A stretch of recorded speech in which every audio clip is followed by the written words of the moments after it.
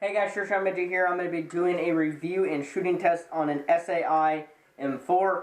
So it stands for Salient Arms International.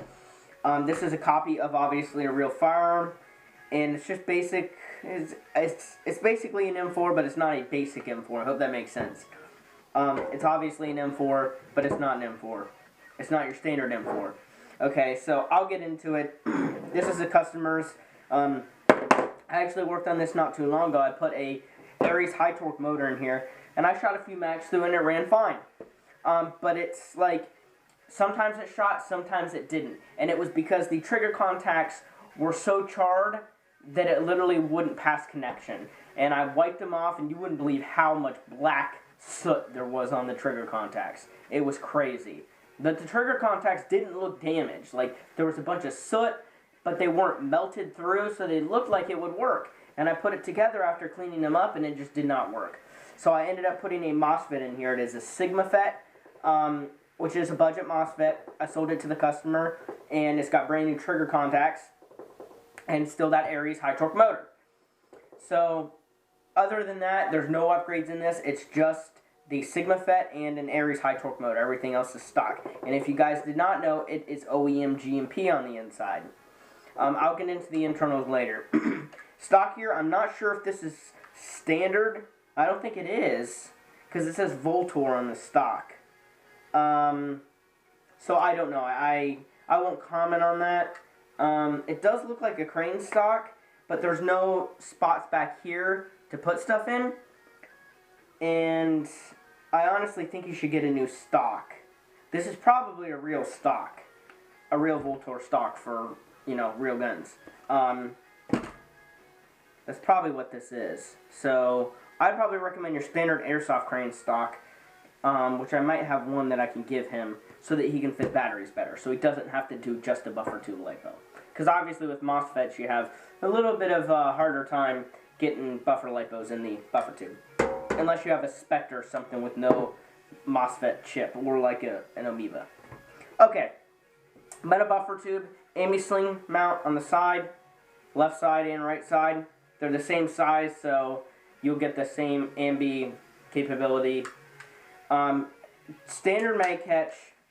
The selector switch isn't standard. It's a little bit different.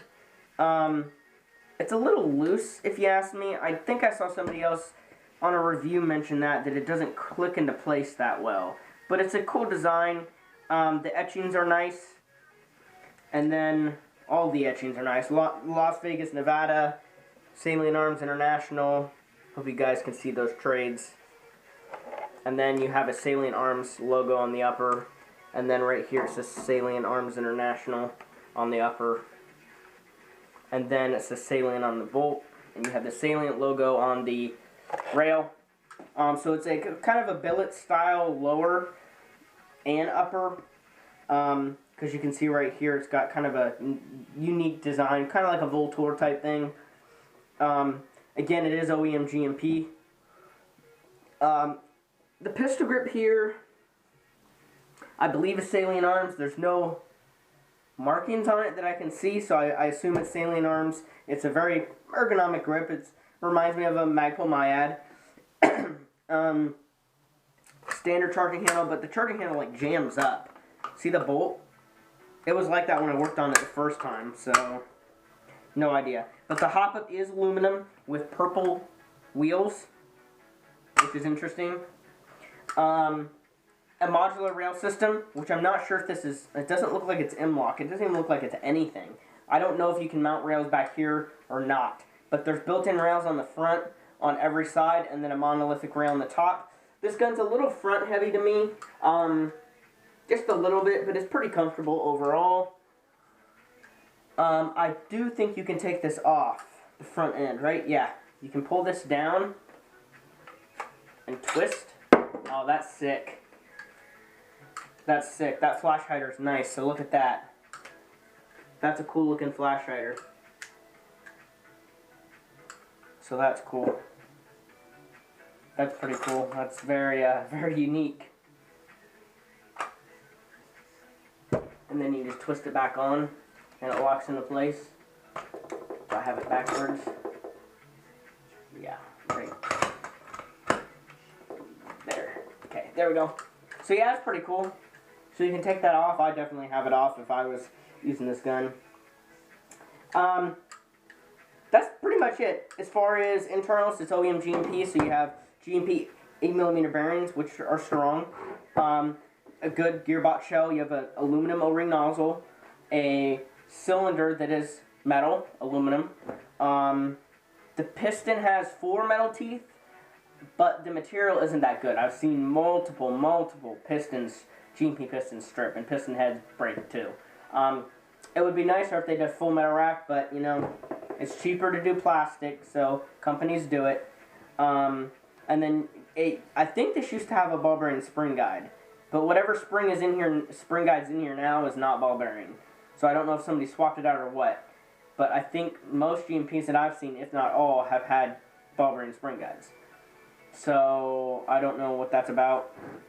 Again, Sigma FET, and there's an 11-1 LiPo in the buffer tube. I'll go ahead and show you. Pull the stock all the way off.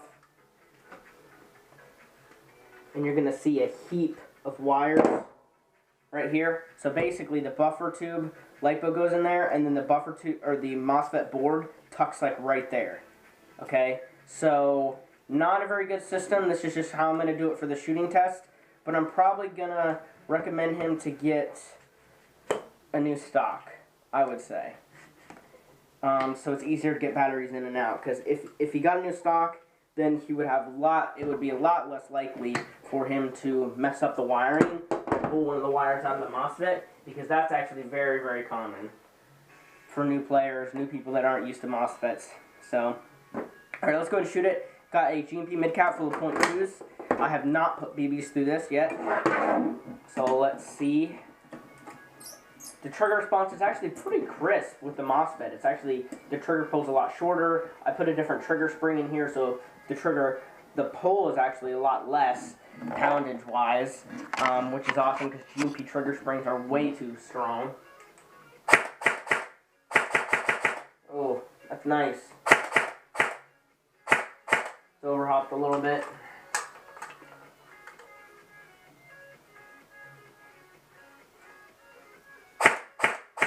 You might use 2 5s though, or 3s. I'm just going to turn it down.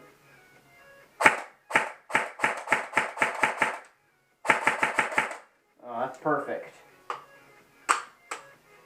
Okay, let's try full auto. Okay, it's only about 20 rounds a second with an 11-1, but this is a high torque motor. This, out of the box, you'll get probably 30 with an 11-1 with the stock GMP motors, but stock GMP motors are poop. So, and like I said, with an 11-1, this thing pooped itself. But this thing's solid. At the rate of fire 20 rounds a second with an 11-1, this piston is going to hold up.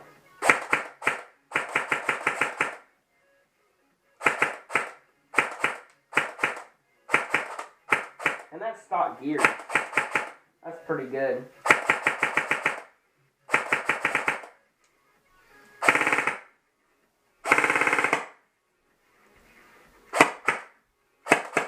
It's empty, except for those 3. Well, there we are. Let's see if anything heats up after a mag, which isn't a whole lot. The MOSFET's not warm at all. Dean's is obviously not warm. The LiPo's not warm either, so very efficient. This motor, Aries motors are pretty dang efficient. So as you can see, it's a Sigma FET. This is a used one. This is the one that was in my ICS M4 when I upgraded to a Chimera. So it's the old one. It's in good shape. I mean, the wires, there are some wires that have a little bit of, they're pinched. So what I do is I heat shrink over. So and I put it in, and I stand by my customers, or my work rather. So if anything happens to this, I'll help him out. I'll replace the MOSFET for him. But it should be good to go. Again, especially if he gets a crane stock where he can put the batteries in here, he can get a nunchuck, and literally he won't have to mess with this board at all. This MOSFET board here, you see how small that is? This can literally sit here the whole time, and he'll just unplug and plug a battery in, because one cell will go on, one will go on each side, and then one will go down here. But when you do a nunchuck like that, like this, it's so small. And this is a 1000 milliamp. If you did like a 1200, it'd be longer. If you did a 2000, it'd be thicker, but still a 2000 would fit in here with the MOSFET board. So I'm going to recommend him to do that, and he shouldn't have any issues yanking the wires out of the MOSFET. He should be Gucci. So if you guys have any questions, let me know. Hope you enjoyed the video, and this gun shoots roughly 380 as of now, after it's broken in. I think they shoot about 400 out of the box, though. So thank you guys for watching. Hope you enjoyed the video, and I'll see you guys on the next one.